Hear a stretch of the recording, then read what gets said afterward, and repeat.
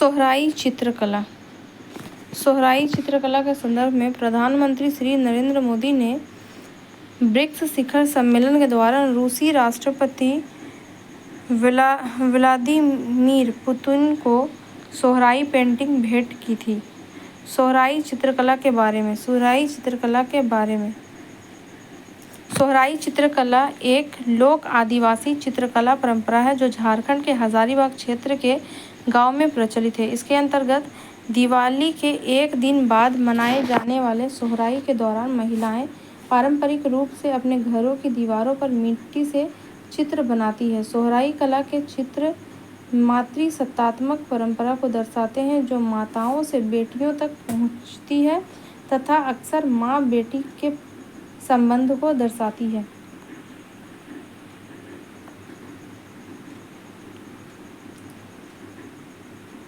इसमें प्राकृतिक मिट्टी के रंग लाल, काला, पीला, सफ़ेद का उपयोग किया जाता है जो जंगलों से या स्थानीय व्यापारियों से प्राप्त किया जाता है।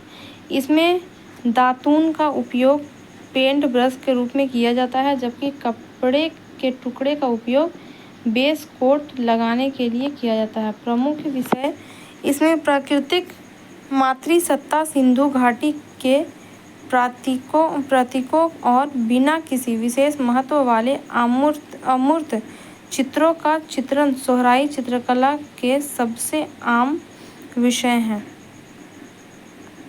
सोहराई चित्रकला इस तरह से। अब है गोटीपुआ नृत्य।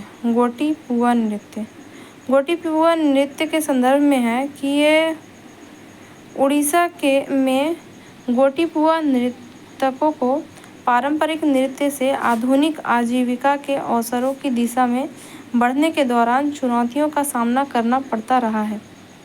गोटीपुआ नृत्य के बारे में। गोटीपुआ उड़ीसा का एक पारंपरिक नृत्य है जिसमें केवल अविवाहित लड़के भाग लेते हैं। स्थानीय भाग में गोटी का अर्थ होता है अविवाहित और पुआ का अर्थ होता है लड़का होता है। इसकी उत्पत्ति 16वीं शताब्दी में शास्त्रीय उड़ीसी नृत्य के रूप में हुई थी।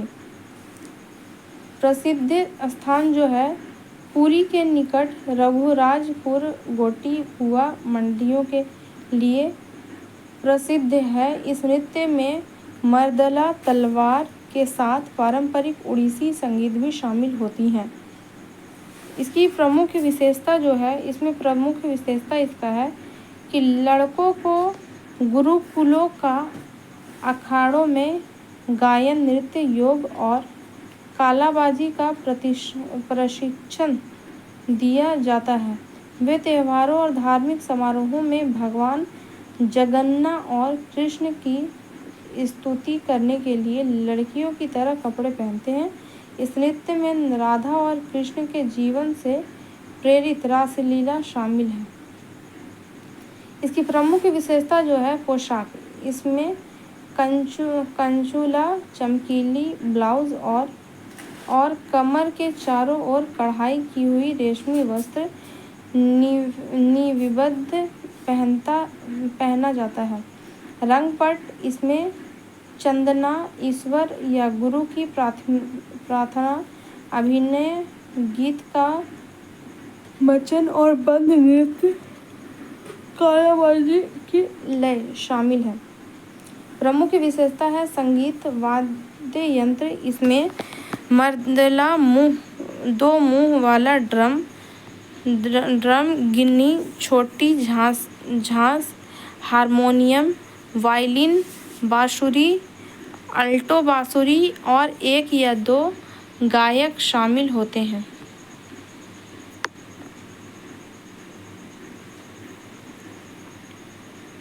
चांदीपुरा वायरस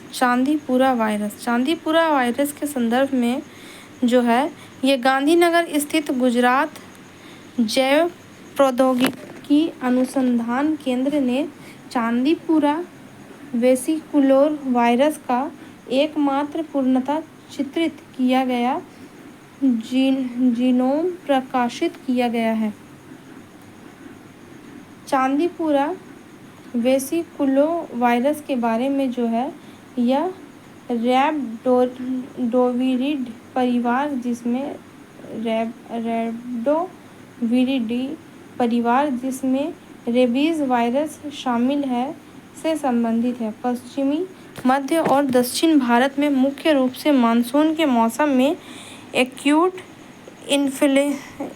इंसेफेलाइटिस सिंड्रोम के कुछ मामले देखे गए हैं। इस वायरस की पहली बार पहचान 1965 में महाराष्ट्र के एक गांव चांदीपुरम में हुई थी। इसके अधिकांश मामले भारत उपमहाद्वीप तक ही सीमित रहे हैं। हालांकि भारत के बाहर कोई भी मानव संबंधी मामला नहीं देखा गया है। संचरण वाहक प्राथमिक वाहक मादा फ्लेबोटोमाइन सैड फ्लाई, अतिरिक्त वाहक मच्छर और टीका।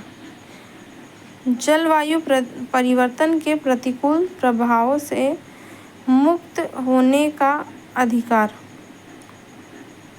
इसके संदर्भ में है कि भारत के सर्वोच्च न्यायालय ने अपने ऐतिहासिक निर्णय में कहा है कि लोगों को जलवायु परिवर्तन के प्रतिकूल प्रभावों से मुक्त होने का अधिकार है। इसके जो प्रमुख बिंदु हैं वो है, सर्वोच्च न्यायालय ने 2 गंभीर रूप से लुप्तप्राय पक्षी प्रजातियों ग्रेट इंडियन बस्टर्ड और लेसर फ्लोरिकन के संरक्षण के संबंध में के रंजीत सिंह और अन्य बनाम भारत तथा अन्य मामलों में अपना फैसला सुनाया। दोनों ही वन्य जीव संरक्षण अधिनियम 1972 की अनुसूची के अंतर्गत सूचीबद्ध अनुसूचित जनजातियां हैं। भारत में जलवायु परिवर्तन और मानव अधिकारों के विषय में जलवायु परिवर्तन और मानव अधिकारों के विषय में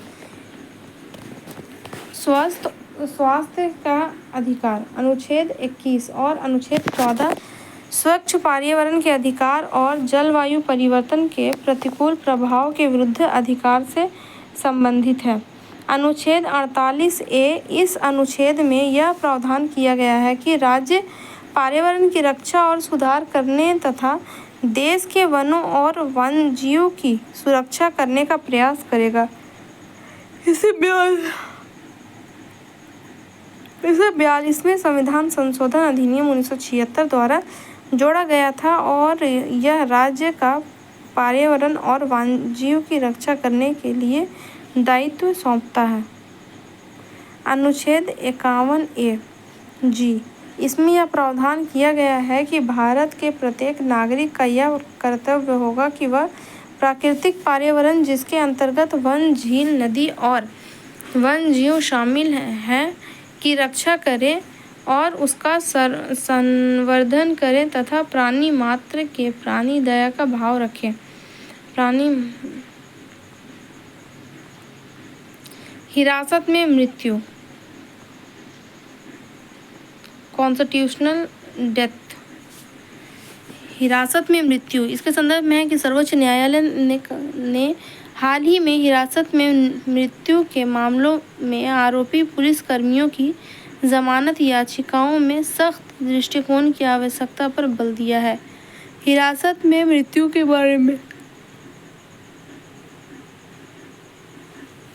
इसे ऐसी मृत्यु के रूप में परिभाषित किया जाता है कि किसी व्यक्ति के हिरासत में रहने के दौरान होती है और जो प्रत्यक्ष या अप्रत्यक्ष रूप से उस व्यक्ति के साथ हिरासत के दौरान की गई गतिविधियों और प्रताड़नाओं से संबंधित होता है। तो हिरासत के दौरान की गई गतिविधियां और प्रताड़नाएं जो महत्वपूर्ण रूप से उसकी मृत्यु के लिए उत्तरदायी होते हैं।